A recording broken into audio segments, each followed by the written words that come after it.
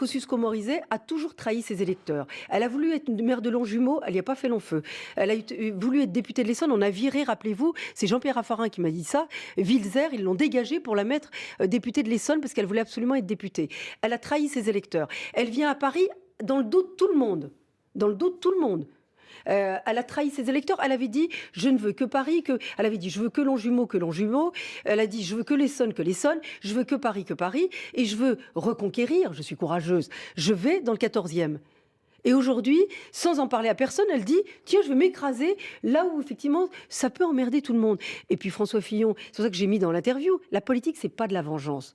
Puis moi, si on pense que ça m'atteint, c'est pas de la vengeance, parce qu'il se venge de vous, François Fillon. Mais non, en se disant ça va lui faire les pieds. Mais s'il pense que effectivement ça me fait de la peine, ça me fait de la peine pour mes administrés. Voilà, parce que et je vais vous le dire, elle a déjà négocié son poste de ministre, elle ne sera jamais là.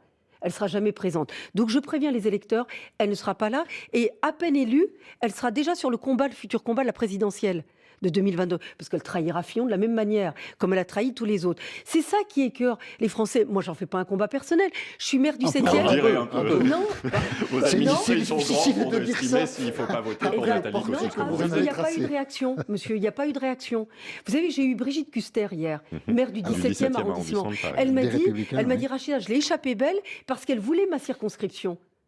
Et Brigitte m'a dit, je me suis battue pour qu'elle ne soit pas dans ma circonscription. Qu'est-ce que vous demandez à François Fillon? Et de la même manière, la maire du 8e, vous l'avez entendu, donc c'est pas une histoire personnelle. Je suis maire du 7e, je suis député européen. Mais je trouve qu'on ne peut pas, à chaque fois, mépriser les électeurs parce qu'elle nous décrédibilise au passage.